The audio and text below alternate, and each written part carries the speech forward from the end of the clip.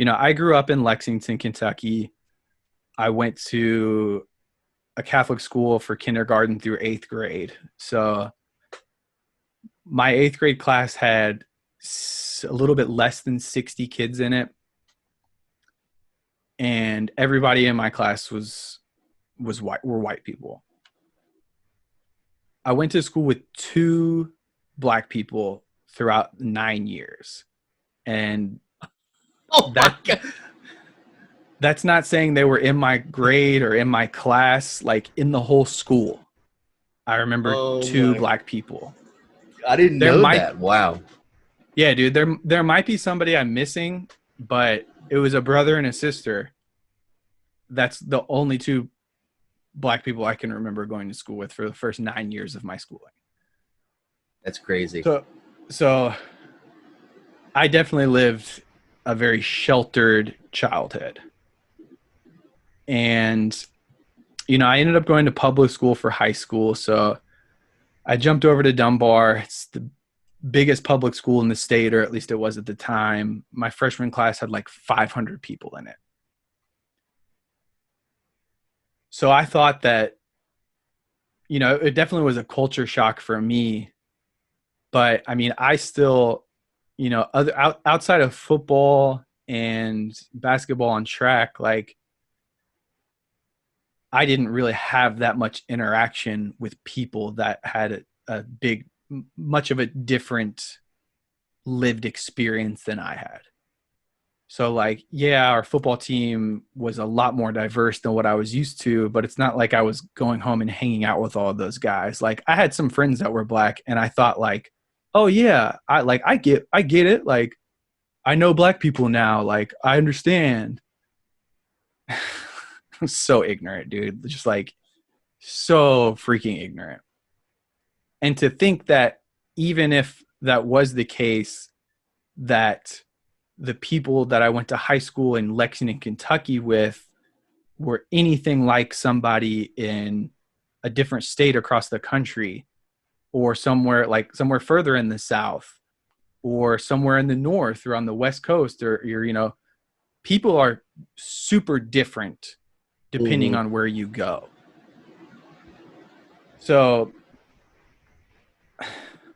I ended up getting recruited to play football at Penn, and the business school there was amazing. So I thought it was a once in a lifetime opportunity. So I jumped on it, and I thought, like, yeah, I've went to public school. I know what different cultures are like. Like, I'm smart. I've experienced a lot of different things. Like, I had no idea how stupid I was at that point. And moving from, as much as it was a culture shock going from Catholic school with only two black people in 9 years to Dunbar, where it's a very diverse population of students, going from living in your whole life in Lexington to West Philadelphia is exponentially different. And like, I know most people don't know about Penn. I had honestly never heard about Penn until they recruited me. So it shows a little bit more of my ignorance there. But the campus is in the city. And Oh yeah. like, okay, um, Fresh Prince of Bel Air, West Philadelphia, born and raised. Like, the playground that's portrayed in that, where he got into the fight and had to move to LA, that was like a couple of blocks away from where campus was. And if you like, the campus is probably a 10 to 15 block encompassed area. And then if you go 3 blocks off campus to the west side, like, it gets different quick. Hmm. And the, me being somebody from Kentucky, I had a lot of pride in growing up where I did, for whatever reason. I don't know why at this point, looking back, like I mean, I think everybody's proud of where they came from to a certain degree. And I was unique because I was the only Kentucky person on the team, we had other people from the South. They don't consider Kentucky the South. They think it's the Midwest, which that's a whole other argument I don't have time for right now. Yeah.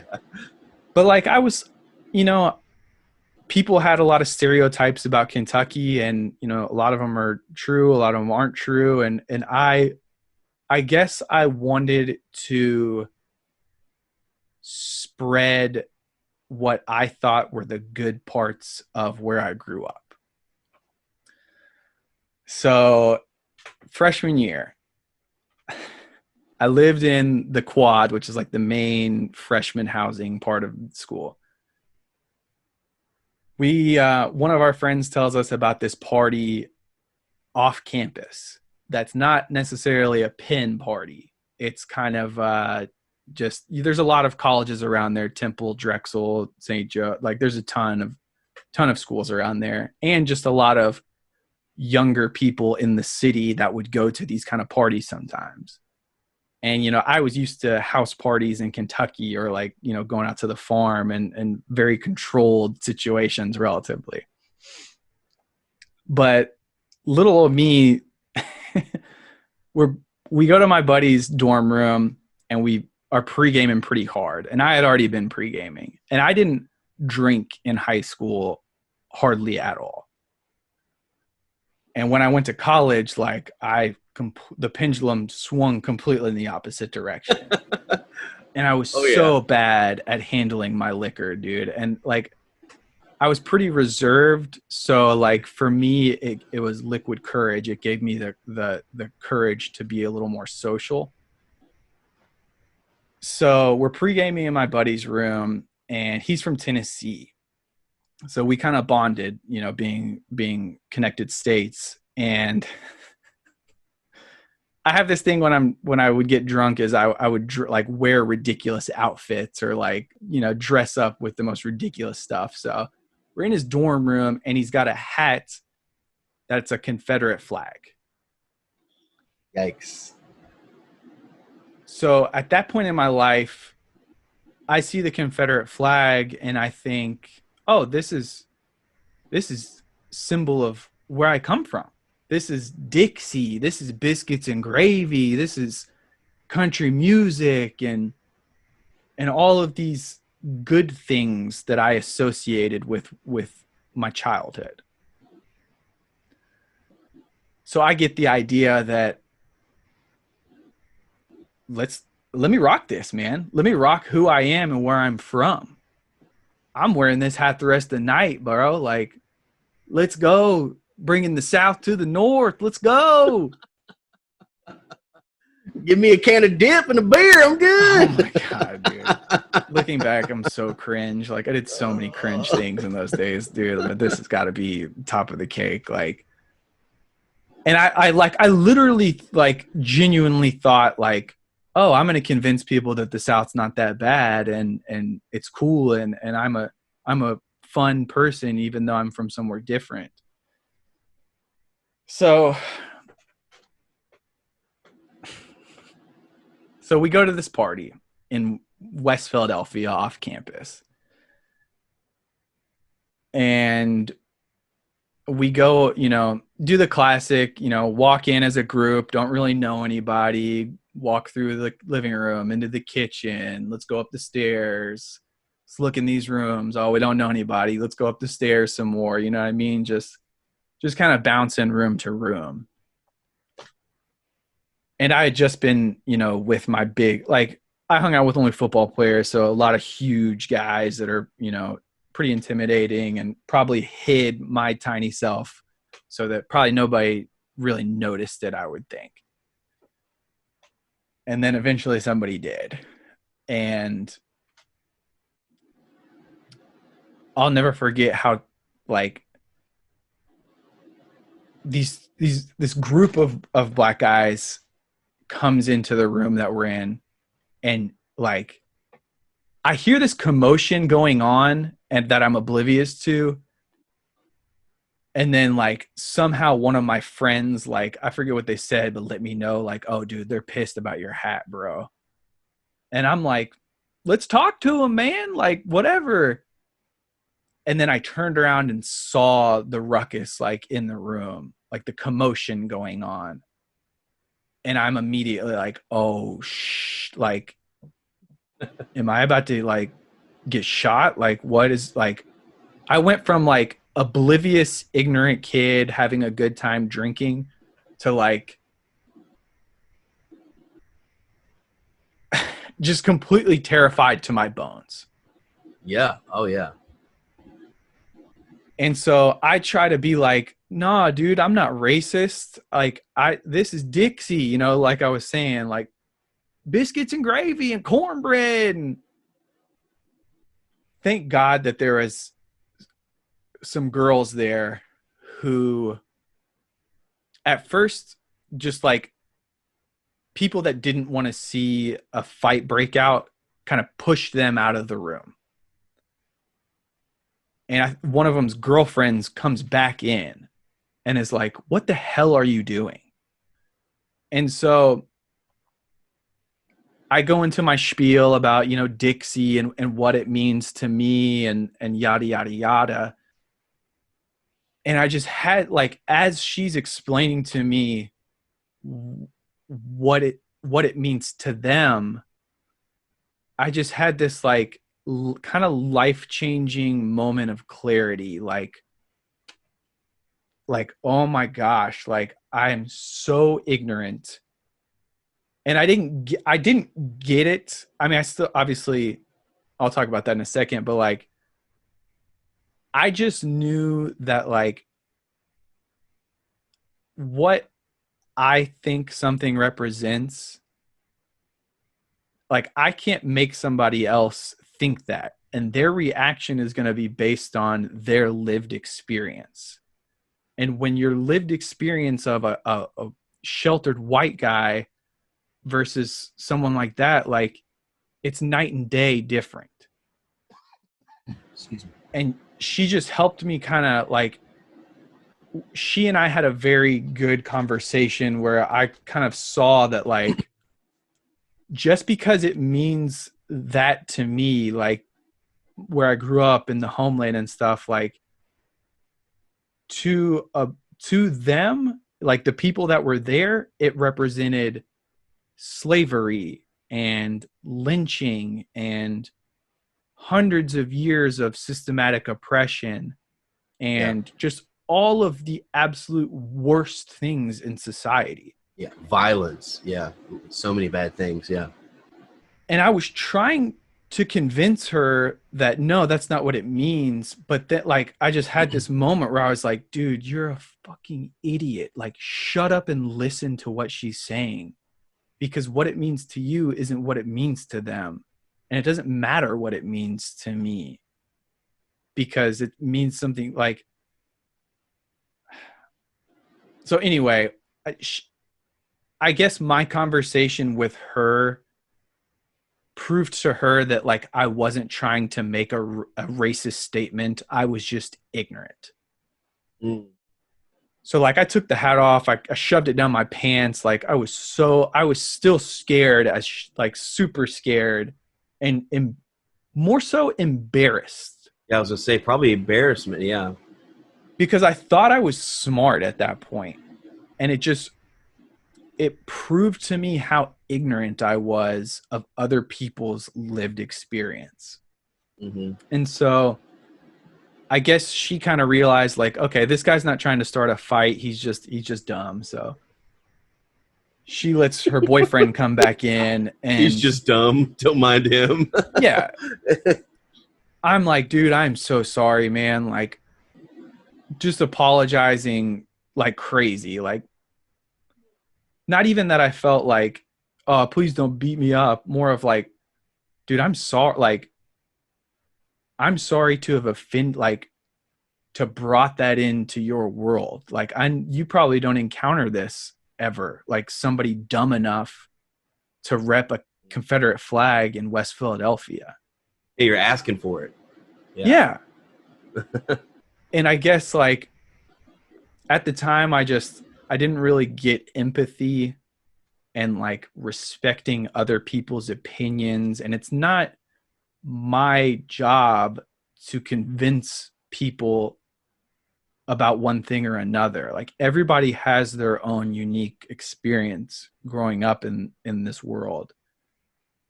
So just because my experience with the Confederate flag meant one thing doesn't mean I have any right to try to convince people that when they associate it with all of these other things like racism and ignorance and oppression, that no, they're wrong. This is what it really means. Like, who the am I to try to even make that argument? Mm-hmm. And, you know, thank God, like the feeling I had talking to both of them, it went from terror of being like, oh, like this guy's angry, to like when he came back in, he wasn't angry, he was sad Wow. because it's not, yeah, like he's not trying to go out and fight somebody about that, but when he sees something that represents all of these bad things, he's going to have a visceral reaction to that. And like he didn't want to be angry, but it's still like he wasn't mad at me anymore individually, but he was still upset and sad. And just I like I could never understand what he really felt like in that moment or what he's been through growing up, but like Mm-hmm. I'll never forget how dumb I felt and just how ignorant I was and most likely still am to other people's, like I can never know what it's like to grow up as a black person in the United States. Mm-hmm. And it's weird, like an episode of South Park kind of taught me that. Like, yes, I knew that I was in the wrong at that point, but it's still taken me years to fully process the difference in the way people are treated. And there's an episode of South Park where Randy Marsh is on Wheel of Fortune and he ends up dropping the N word. So it's like all over papers and everything. And Randy ends up apologizing to Jesse Jackson to kind of like make amends with the black community. And so Randy's son, Stan, is at school, and there's a kid in the show named Token, who's the only black kid. He's a token black kid. But Stan is Token is mad at Stan still. And Stan is like, dude, my dad apologized to Jesse Jackson. Like, we're all good. And Token's like, dude, Jesse Jackson does not speak for all black people. Like, you're an idiot. Yeah. And so he's still pissed at Stan. And then Stan tries to apologize again. And Stan's like, oh, Token, I get it now. I get it now, you know, XYZ. And Token's like, no, you don't get it. And then Stan ultimately has this epiphany of like, I'm never going to be able to understand this. So like, no matter what I apologize and say that I've learned, I can never get it. So it's like, hey, I get it now. I don't get it. And I never will get it. Mm-hmm.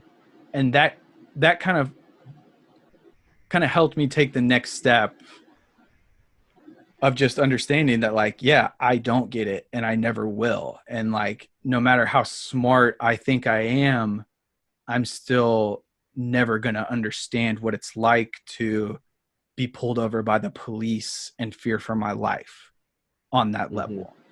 Or, you know, just so many different things. But, you know, I really wanted to tell that story just because, especially in today's world, I mean, everywhere you look, there's still racial divides.